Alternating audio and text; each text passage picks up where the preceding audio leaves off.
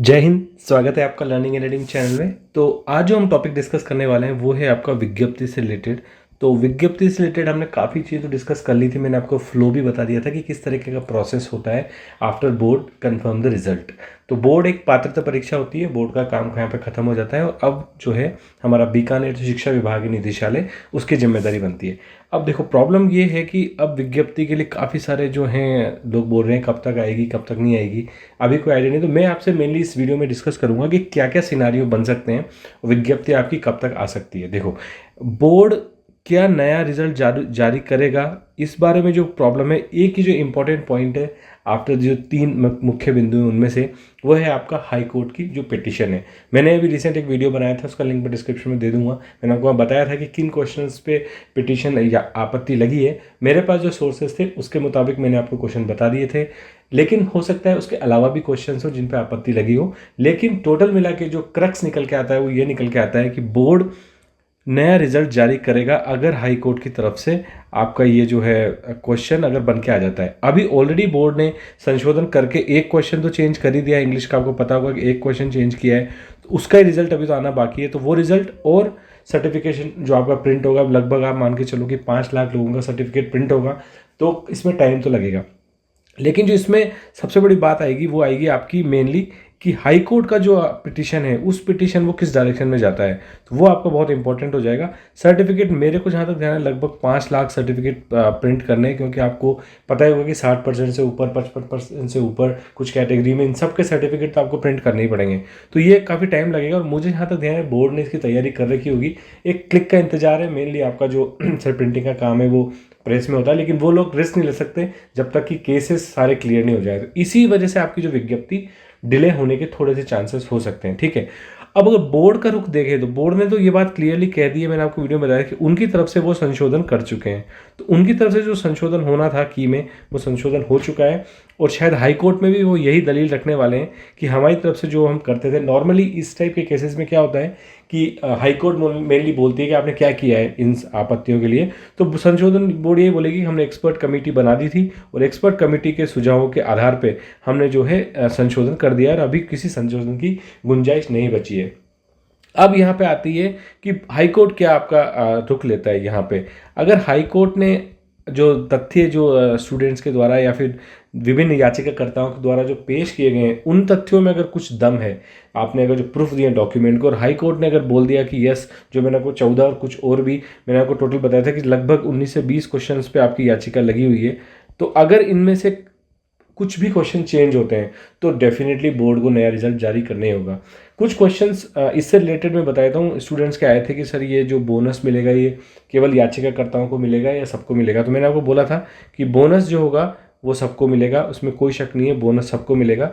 एक जो है क्वेश्चंस अगर किसी का अगर जैसे बाई चांस ए ऑप्शन को चेंज करके सी करते हैं तो ए सबका कटेगा और सी सबको मिलेगा, ठीक है। तो जो नुकसान है वो भी सबको झेलना पड़ेगा और फायदा होगा वो भी सबको ही मिलेगा, ठीक है। तो ये दोनों ही कंडीशंस आपकी सेटिस्फाई होती हैं। याचिकाकर्ता तो बस एक तरीके से आपके नाम से आपकी तरफ से पैरवी कर रहे हैं, बाकी जो रिजल्ट होगा जो आउटपुट होगा वो सब पे लागू होगा, ठीक है।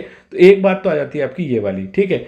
अब बात करते हैं आपकी जो है एक पॉइंट तो आपका इंपॉर्टेंट ये है कि 13 दिसंबर को जो हियरिंग है उससे काफ़ी चीज़ डिसाइड होगी। उससे पहले तो आप मान के चलो कि कुछ भी नहीं होने वाला है, ठीक है।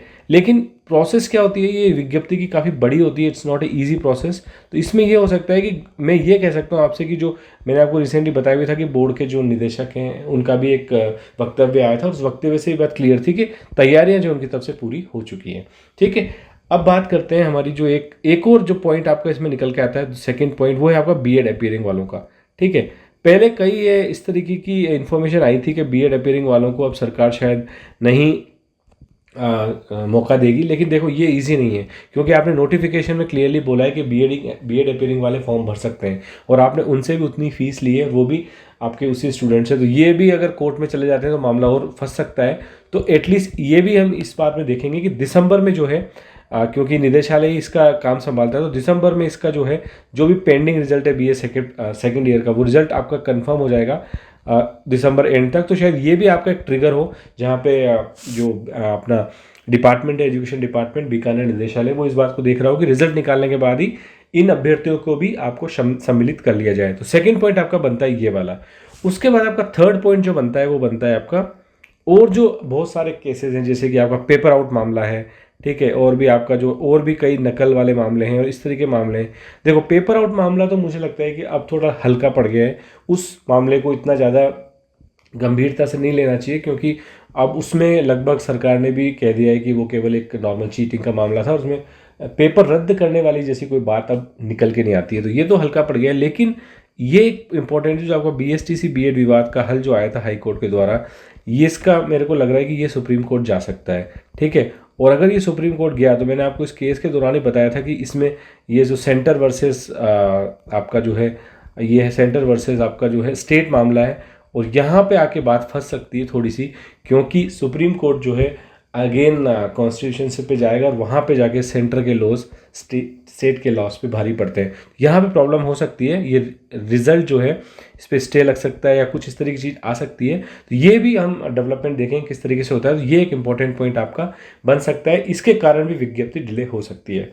अब बात करते हैं कि सरकार की तरफ से या फिर जो आपका एजुकेशन डिपार्टमेंट है राजस्थान के निदेशालय की तरफ से क्या ऑप्शन है। एक ऑप्शन इसमें ये बनता है कि इग्नोर कर दे इस आपकी सरकार। इसको देखा जाए तो कहीं ना कहीं इन्होंने रिजल्ट निकालते वक्त भी यही चीज़ की थी। अगर ये रिजल्ट चाहते थोड़ा सा डिले कर सकते थे जब तक कि आपत्तियां वगैरह का जो नोटिफिकेशन सारा नहीं आ जाता, लेकिन कहीं ना कहीं उन्होंने जल्दबाजी की, और ये कहीं ना कहीं जल्दबाजी इसलिए की क्योंकि उनको जल्दी जल्दी रिजल्ट निकाल के अपना जो है ये नकल वाले मामले से बचना था मेनली, तो कि उस मामले में कुछ कार्रवाई नहीं हो। लेकिन अब अगर इसको इग्नोर करके आगे बढ़ते हैं तब मेरे हिसाब से 15 से 20 तारीख, क्योंकि इस डेट को तो वो देखेंगे, जो 13 दिसंबर की डेट है उसको तो वो करेंगे जो आपकी आपत्तियों वाला है, लेकिन 15 से 20 दिसंबर के आसपास विज्ञप्ति आपकी आ सकती है, ठीक है। और इस विज्ञप्ति में ये चीज़ हो सकती है कि आपका जो लास्ट डेट है वो लास्ट डेट इसकी कर दें, शायद 15 जनवरी तक कर दें। तो अच्छी बात ये होगी कि इसमें ये लोग हैं ना जो आपके बीएड अपेयरिंग वाले भी अप्लाई कर सकते हैं इसमें। तो क्योंकि इसमें क्लियरली आपको पता है कि ये बात तो क्लियर कर ही दी थी, हमारे जो निदेशक थे उन्होंने क्लियरली बोल दिया था कि लास्ट डेट जो होगी आपकी, जो भी विज्ञप्ति आएगी फॉर्म की जो लास्ट डेट होगी, तब तक भी अगर आपका रिजल्ट आ जाता है तो आप एप्लीकेबल हो। यानी कि अगर आप फॉर्म भर देते हो और आपका रिजल्ट उस डेट से पहले का है, जिस डेट को आपने फॉर्म भरा है या जो उसकी लास्ट डेट से पहले का है, तो आपका जो है वैलिड माना जाएगा। तो ये भी गवर्नमेंट कर सकती है। अब इसमें प्रॉब्लम बस यहाँ आएगी, प्रॉब्लम ये आ सकती है कि अगर हाई कोर्ट से अगर स्टे आ जाए, हाई कोर्ट से स्टे आ जाए किसी भी केस में, अगर हाई कोर्ट से स्टे आ गया, जैसे कि फॉर एग्जांपल यहाँ पे अजम्पशन तो वो लेंगे सही कि हाई कोर्ट में सब कुछ मामला सही है, लेकिन हाई कोर्ट से अगर स्टे आ जाता है अपना पेपर आउट वाले प्रकरण में, या फिर सुप्रीम कोर्ट से स्टे आ जाता है आपका जो है बीएसटीसी बीएड वाले प्रकरण में, तब थोड़ी सी प्रॉब्लम आ जाएगी। यहाँ पे विज्ञप्ति फिर वापस से डिले हो सकती है, या फिर ये फॉर्म ही जो लास्ट डेट है उसको और बढ़ाएं या कुछ उस चीज़ करें। तो ये देखते हैं गवर्नमेंट किस तरीके से करेगी। मैंने आपको एक वीडियो और बताया था जिसमें मैंने क्लियरली आपको बताया था कि इस बार जो है बोर्ड भी है काफ़ी इस बात का ध्यान रख रही है कि जो डिजिटलाइजेशन जो टेक्नोलॉजी है उस टेक्नोलॉजी को यूज़ करके काफ़ी पोर्टल वगैरह सेपरेट बनाया जा रहा है, ताकि जो अब वर्कलोड हो मैनुअल ना हो, नॉर्मली आपका वर्कलोड जो है ऑटोमेटिक हो जाए सब कुछ। तो ये बात कंफर्म है कि अगर विज्ञप्ति आ गई, फॉर्म आ गए, तो आपका नॉर्मली ये सारी प्रोसेस जो है आपकी 1 महीने में निपट के आपको ज्वाइनिंग लेटर मिल सकता है। ये बात एक बहुत अच्छी है, लेकिन सब इस पर इफ़ एंड बट पे डिपेंड करता है कि सारी चीज़ें जो है अपने पक्ष में हो। ये 3 इंपॉर्टेंट पॉइंट है मैंने आपको बताया। एक तो आपका पेपर आउट प्रकरण और बीएसटीसी बीएड का सुप्रीम कोर्ट में जाना, एक आपका बीएड अपीयरिंग वाले के रिजल्ट के लिए वो लोग वेट कर रहे हैं जो लगभग आपका दिसंबर में लास्ट में आने के चांसेस हैं, और एक आपका जो है 13 दिसंबर वाली ये हाई कोर्ट की पिटीशन। जो 3 आपके इंपॉर्टेंट पॉइंट है जो आपकी विज्ञप्ति के आड़े आ सकते हैं। अब बोर्ड इसको, आपका जो निदेशालय इसको देखते हैं क्या डिसीजन लेता है। अगर इग्नोर करके आगे बढ़ जाता है तो ठीक है, आप फॉर्म भर सकते हो, लेकिन शायद इसमें विन विन सिचुएशन है कि अगर, क्योंकि उनके भी एक तरीके से एफर्ट जाती है, वेबसाइट वगैरह बनाना है, पोर्टल, वो सब वेस्ट हो जाएगा अगर स्टे आ गया तो देखते हैं, अगर जो भी डेवलपमेंट होगा मैं आपको बताऊंगा, ठीक है। तो ये जो क्वेश्चन है ये कहीं ना कहीं क्या है, कुछ वीडियोस मैंने उस तरीके से बनाए हैं जो भी इन्फॉर्मेशन मुझे मिलती जा रही है। लेकिन अगर आपको स्पेसिफिक कोई क्वेश्चन है, नॉर्मली वैसे मैंने कट ऑफ के वीडियो बना दिए, लेकिन फिर भी काफ़ी सारे कमेंट्स जो हैं इसी रिलेटेड आते हैं कि सर मेरे इतने मार्क्स हैं, मेरे चांसेस हैं कि नहीं है। डेफिनेटली मैं कोशिश करता हूँ सबकी आंसर करने का। लेकिन अगर आपके जो क्वेश्चन हैं, सपोज अगर वो बीएड अपीयरिंग वालों के स्पेसिफिक कोई क्वेश्चन है कि उनको कैसे किया जाएगा, या फिर आपके जो है फॉर्म जो है आपको भर आने वाला है, उस फॉर्म पे अगर आपसे रिलेटेड कोई क्वेश्चन है, डॉक्यूमेंट हुआ है या फॉर्म में सब्जेक्ट की चॉइस हुई, उससे रिलेटेड है, डॉक्यूमेंट से रिलेटेड अगर कोई क्वेश्चन है तो ये क्वेश्चन आप मेरे को वहाँ पे कमेंट सेक्शन में पूछ सकते हो, मैं रिप्लाई करने की कोशिश करूँगा। और अगर एक से ज़्यादा क्वेश्चन हुए, मल्टीपल टॉपिक क्वेश्चन हुए, तो हम इसके लिए एक वीडियो भी बना देंगे, ठीक है, जिसको वीडियो को हम नाम देंगे FAQ क्वेश्चन। उस टॉपिक पे हम एक वीडियो बना देंगे जिसमें एक वीडियो में सारे क्वेश्चंस आपके डिस्कस में कर लूँगा, ठीक है। तो देखते हैं जो भी आपका सूटेबल होगा वो चॉइस वहाँ पे कर लेंगे, ठीक है।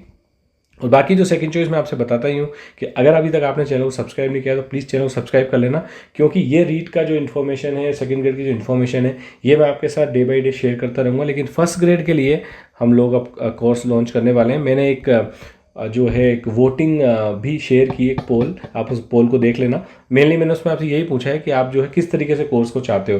तो फेज़ 1 और फेज़ 2 दो फेज़ में इस कोर्स को हम लॉन्च करेंगे, ठीक है। फेज़ 1 में हम लेंगे रीजनिंग और मैथ्स, इंग्लिश, हिंदी, ये वाले टॉपिक, और फेज़ 2 में लेंगे हमारे जीके वाले टॉपिक। तो उसमें मैंने आपसे पूछा है कि आपको तो थ्योरी प्लस क्वेश्चन के बेस में चाहिए या फिर आपको केवल क्वेश्चंस प्रैक्टिस चाहिए, ठीक है। थ्योरी प्लस क्वेश्चन करेंगे तो हम शायद क्वेश्चन कम करेंगे उसमें, लेकिन जब क्वेश्चंस केवल अगर क्वेश्चंस करेंगे तो काफ़ी सारे क्वेश्चंस हम कवर कर लेंगे। तो देखूंगा आपके जो कमेंट्स आते हैं, जो पोल होगा, उस हिसाब से हम डिसीजन लेंगे कि किस तरीके से आपका जो है टॉपिक करवाया जाए, ठीक है। तो ये चीज़ आपकी देख लेता हूँ मैं, और ये चीज़ हम जल्दी से जल्दी कर लेंगे, ठीक है। तो ये बात हो गई। तो जिन लोगों ने पहली बार अगर जुड़ रहे हैं चैनल से, फटाफट से सब्सक्राइब कर लो, ताकि फर्स्ट ग्रेड की तैयारी जो लोग कर रहे हैं वो अपनी तैयारी आप चल लें। तो जैसे हम कोर्स लॉन्च करते हैं उसको आप, और ये मैं क्रैश कोर्स के फॉर्म में ही लॉन्च करूँगा, ठीक है। ये थ्योरी जो होगी ये एक बिल्कुल पिन पॉइंट थ्योरी होगी कि आपको क्वेश्चन को कैसे सॉल्व करना है, छोटे छोटे कॉन्सेप्ट प्लस प्रैक्टिस क्वेश्चंस। पूरी थ्योरी हम ढंग से नहीं पढ़ेंगे कि एक एक वीडियो जो आपका है 2-3 घंटे का हो रहा है, ऐसा नहीं है। क्लोज टू 25-30 मिनट्स में एक टॉपिक कवर करके एक वीडियो में उससे रिलेटेड क्वेश्चंस करके, प्रीवियस ईयर के क्वेश्चंस करके हम उस टॉपिक को ख़त्म कर देंगे। तो आपके जो ऑलरेडी पढ़ा हुआ है आपका, उसका एक अच्छी तरह से रिवाइज हो जाएगा, ठीक है। तो आप चैनल से फटाफट जुड़ जाओ, ठीक है। नोटिफिकेशन आइकन को जरूर प्रेस कर देना, ताकि जैसे इस तरीके का जब भी हम वीडियो अपलोड करें तो आपको उसकी information first come first serve पे मिल जाए, ठीक है। तो अभी दीजिए मुझे इजाज़त, मिलेंगे नेक्स्ट वीडियो में, तब तक के लिए bye bye, take care and जय हिंद।